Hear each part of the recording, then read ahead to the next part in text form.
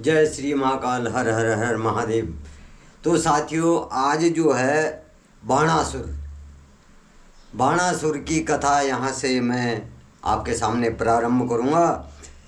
तो सनत कुमार जी कह रहे हैं व्यास जी से कि हे व्यास जी, कि आप जानते ही हैं कि ब्रह्मा जी के ज्येष्ठ पुत्र मरीचि और उनके पुत्र महामुनि कश्यप भी ब्रह्मा जी के परम भक्त थे। सनत कुमार जी व्यास जी से कह रहे हैं कि मरीचि और उनके पुत्र कश्यप भी ब्रह्मा जी के क्या थे? परम भक्त थे। और उन कश्यप मुनि के की जो है 13 सुंदर और सुशील कन्याएं हुई, जिसमें सबसे बड़ी का नाम क्या था? दिति था। दिति और अदिति दो, तो 13 कन्याएं थी, तो सबसे बड़ी का नाम क्या था? दिति। दिति के ही बड़े पुत्र का नाम क्या था? हिरण्याकश्यपु। और छोटे पुत्र का नाम क्या था? हिरण्याक्ष था। अब जो है दिति के दोनों ही पुत्र बड़े महाबली, वीर, पराक्रमी थे। हिरण्याकश्यप को विवाह के उपरांत क्या हुआ? पुत्रों की प्राप्ति हुई।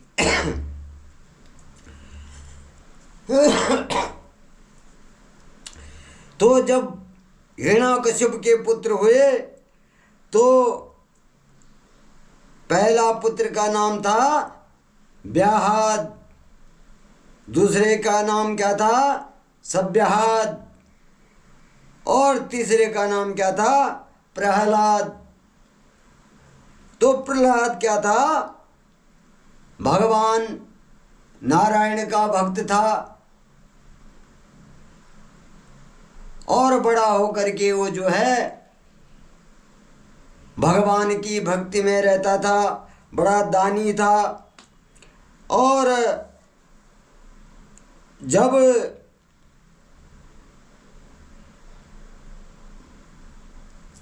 उसका पुत्र हुआ तो उसका नाम क्या था? विरोचना। क्या था? विरोचना। और वह भी क्या था? भगवान का बहुत बड़ा भक्त था, दानी था। और एक बार जो है उसने देवराज इंद्र को क्या कर दिया था? अपना सिर काट कर दे दिया था। अपना सिर काट करके दान कर दिया था। तो विरोचना जो था बड़ा भगवान का भक्त था, देव भक्त था। और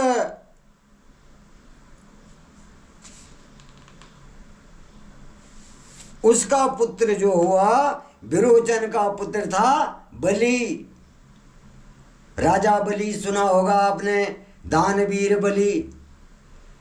तो दानवीर बलि जो था विरोचन का पुत्र था और वह बड़ा दानी और भगवान विष्णु का जो था परम भक्त था। और राजा बलि ने जब भगवान नारायण जो है वामन के वेश में राजा बलि से जो है भिक्षा मांगने आते हैं, तो राजा बलि जो है अपना सर्वस्व जो है, सारा राजपाट, जितनी भूमि होती है, 2-3 पग पृथ्वी मांगते हैं।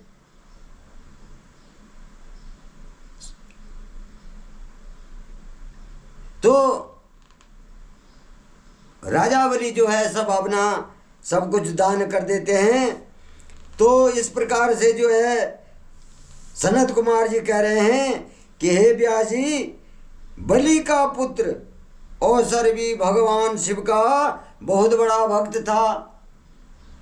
बलि का पुत्र औसर वो क्या था, भगवान महाकाल का बहुत बड़ा भक्त था। और औसर जो था भगवान शिव का भक्त होने के साथ साथ जो है उदार, बुद्धिमान और सत्यनिष्ठ और दानी भी था। औसर क्या था, भगवान महाकाल का भक्त था, दानी था, बुद्धिमान था, बलवान था। और यही नहीं, उसने जो है तीनों लोकों पर विजय प्राप्त करी थी और तीनों लोकों का अधिपति बन गया था। उसने स्वर्ग पर भी अपने बलपूर्वक जो है, अब स्वर्ग को भी बलपूर्वक अपने अधीन कर दिया था। और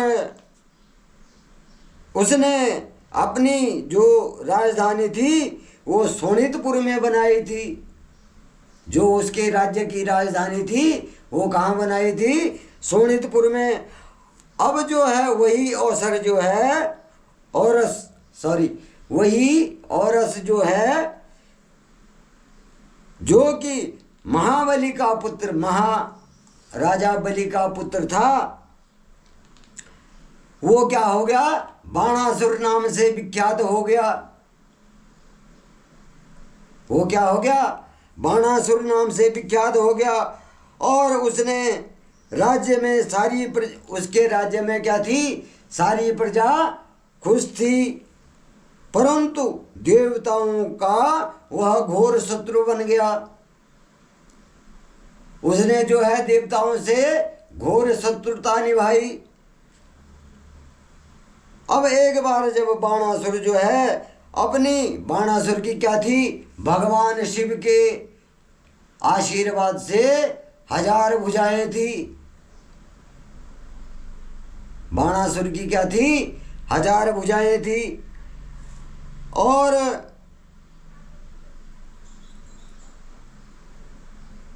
उसने क्या करा, हजारों हाथों से जो है ताली बजा करके शिव तांडव करना शुरू कर दिया।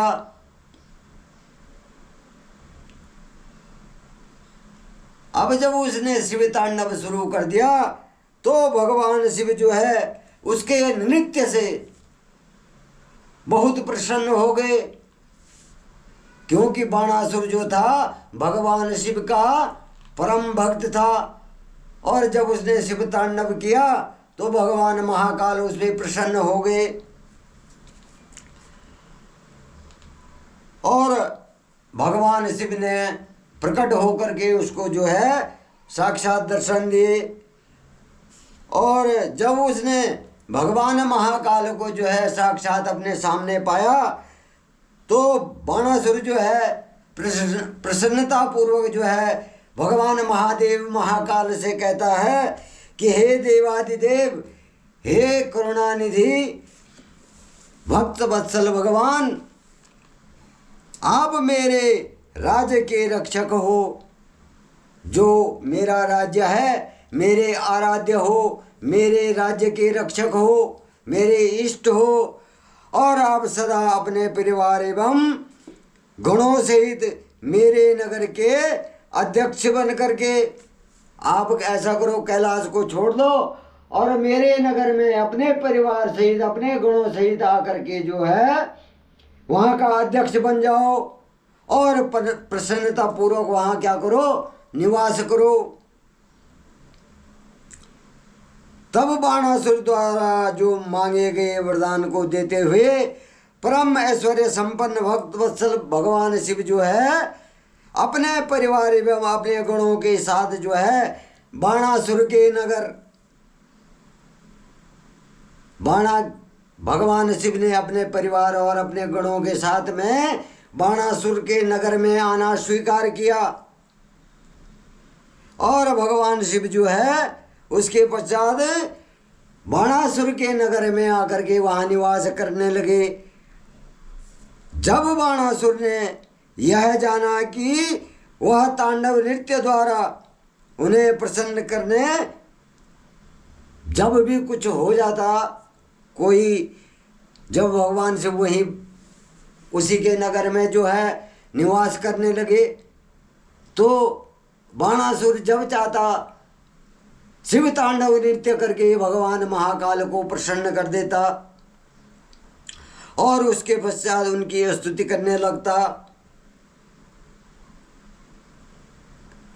अब देवादिदेव महादेव कहते हैं कि आप सब देवताओं में, वो कहता है भगवान महादेव को, कौन? बाणासुर कहता है कि आप सब देवताओं में हे महादेव शिरोमणि हैं और आपकी कृपा दृष्टि पाकर मैं बली हुआ हूँ। मैं आपकी कृपा से क्या हुआ हूँ?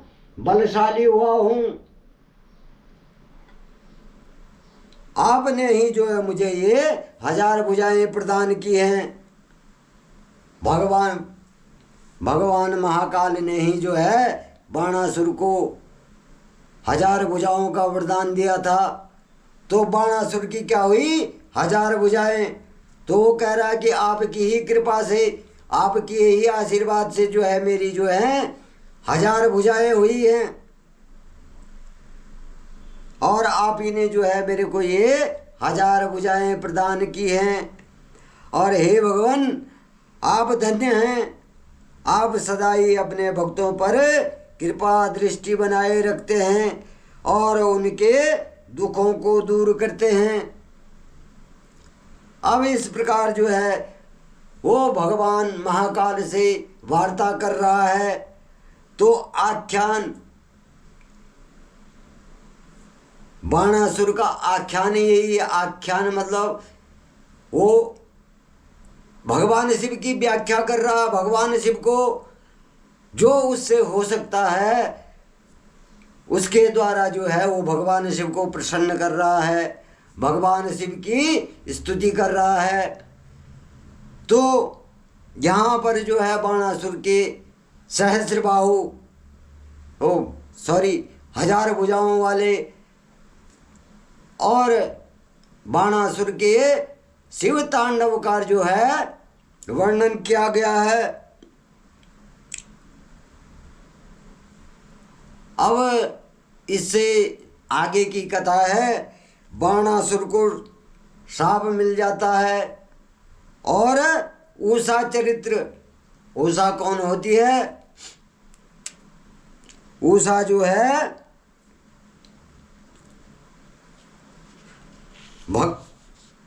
भगवान कृष्ण के पुत्र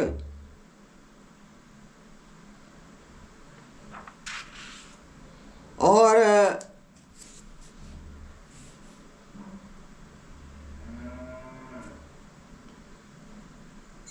बाणासुर नामक दैत्य की पुत्री होती है और भगवान कृष्ण के जो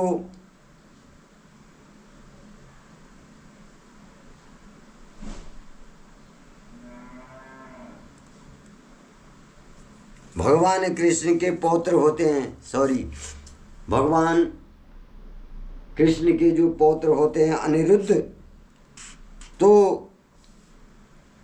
इनकी कथा, उषा की कथा जो है मैं कल आप लोगों के सामने कहूँगा, आप लोगों के सामने रखूँगा। तो तब तक के लिए इजाज़त चाहता हूँ। धन्यवाद। जय श्री महाकाल। आप सभी पर जो है भगवान महाकाल की कृपा बनी रहे, भगवान नारायण की कृपा बनी रहे। हर हर हर महादेव।